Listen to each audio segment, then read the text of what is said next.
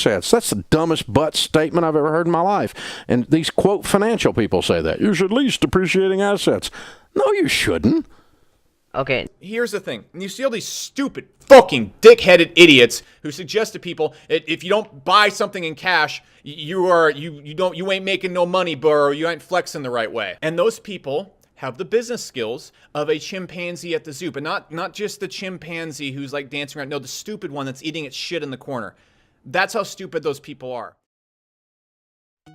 Yo, what's going on, you guys? Today I was gonna make a video about whether you should lease a car, buy a car, or pay outright cash for it, because I've seen a lot of videos about it, and even though I don't own a car yet, I still wanted to make a video about it and share my thoughts on it, because there are a lot of opinions on whether you should buy a car. Most people say you should buy a car, but then you have these entrepreneurs saying that you should lease the car, and some saying you should finance it.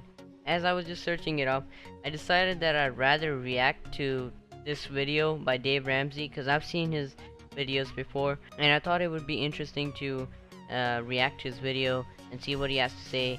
And then as I'm going through the video, I'm gonna be sharing my opinion. So this is like a team review or whatever it's called. I'm trying to start a series. As you guys know, I already posted the first episode, and I'm still not sure what I'm gonna call it. But without further ado, let's jump right in.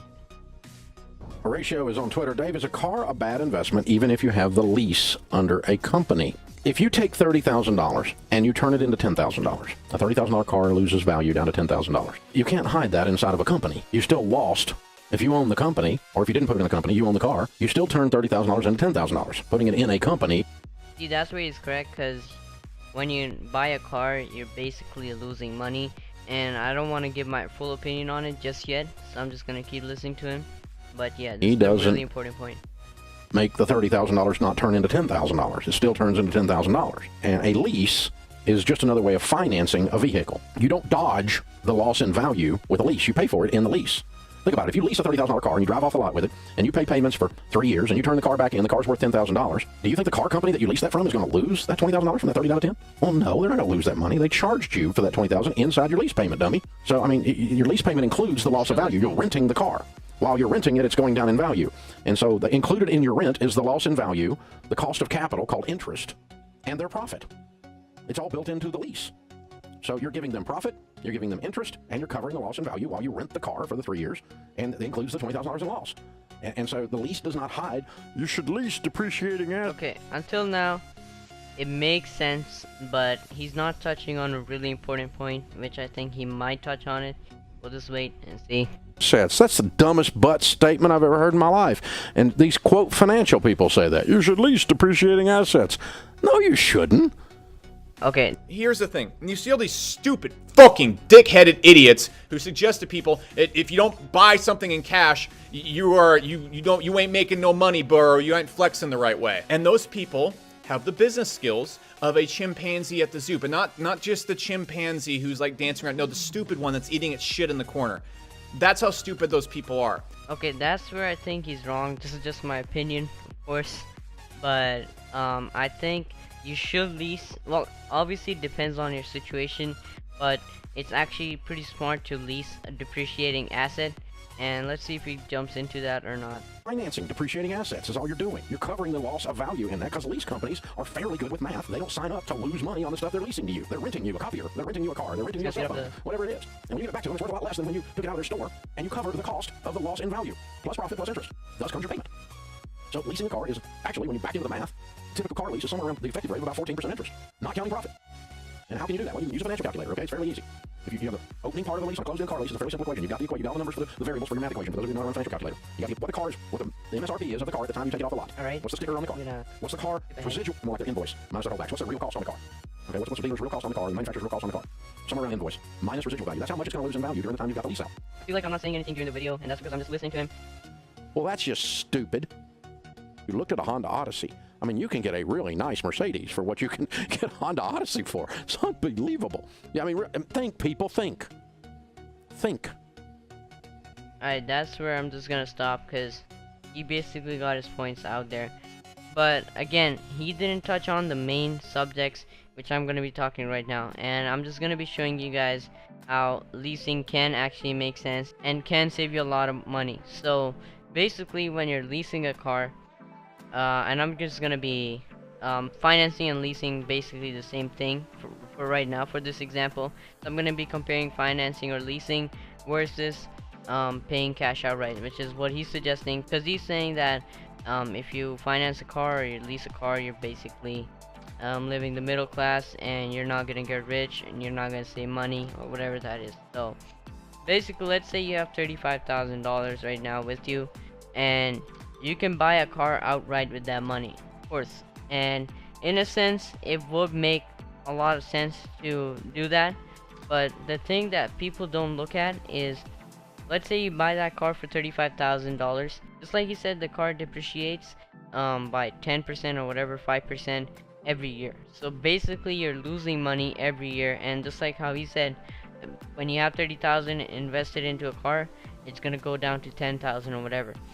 So you're losing money every year, every month, every time you drive it.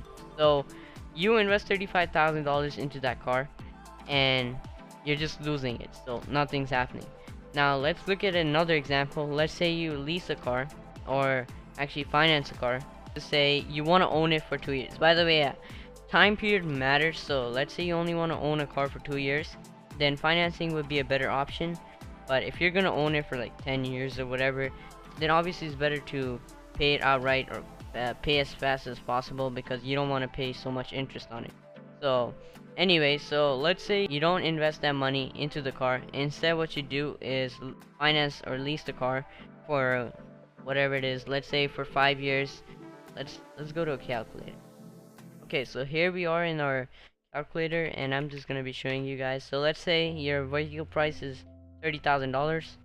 You don't put anything down, and the tax rate is, wait, trade-in value, nothing. Interest rate 4.5, sure.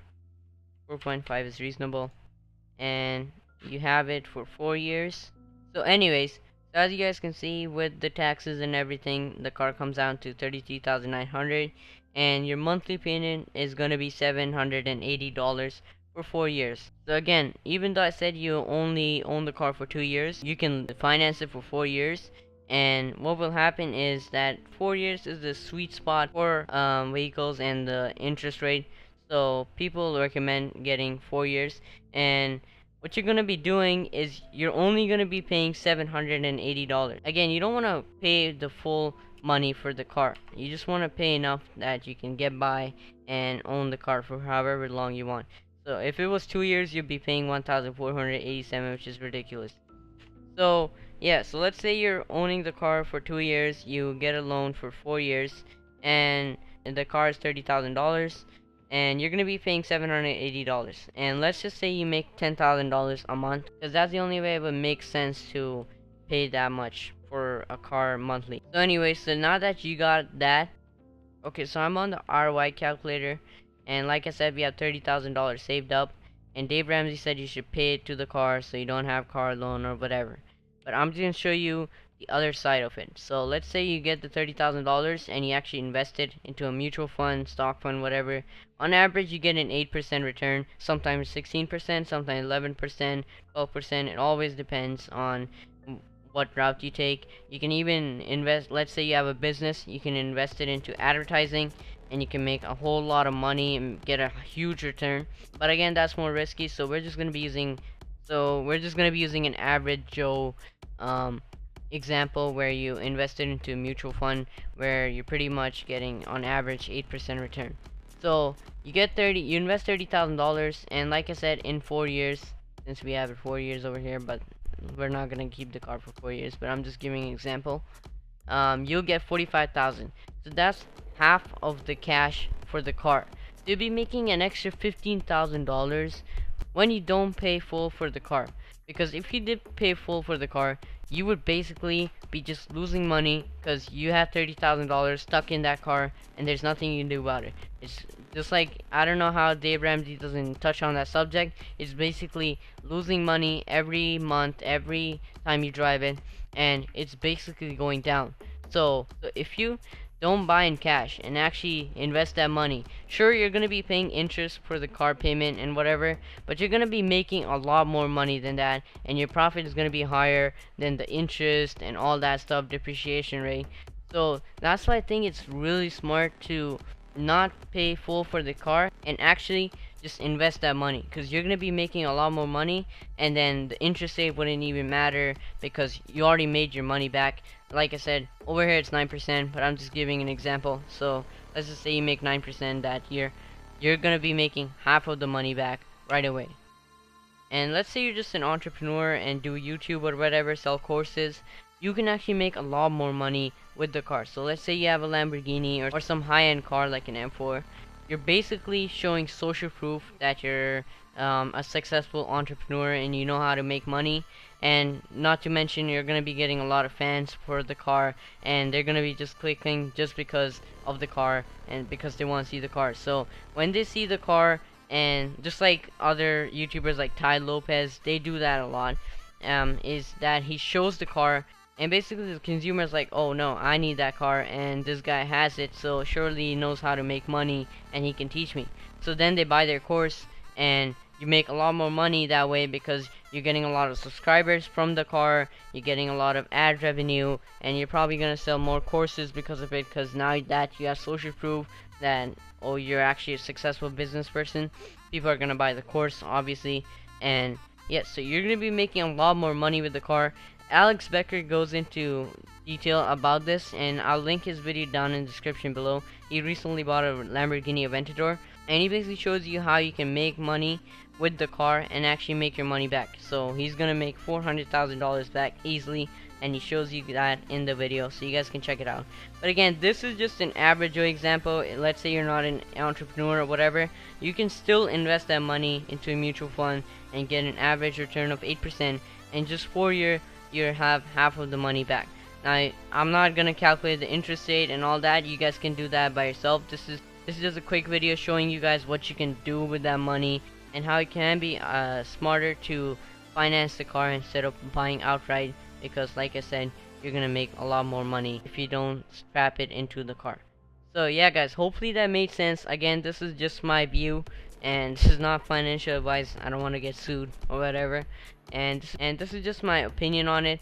Let me know what you guys think, and should you lease a car, finance a car, and what do you guys think? Do you agree with Dave Ramsey? Do you agree with me, or do you guys agree with someone else? But yeah, I think you shouldn't buy outright because it's a waste of money, and he clearly said it, you're gonna be losing money. So it's better to just save that money and invest it in somewhere else, and you're gonna be making a lot more money with it. So yeah guys, that's gonna conclude my video.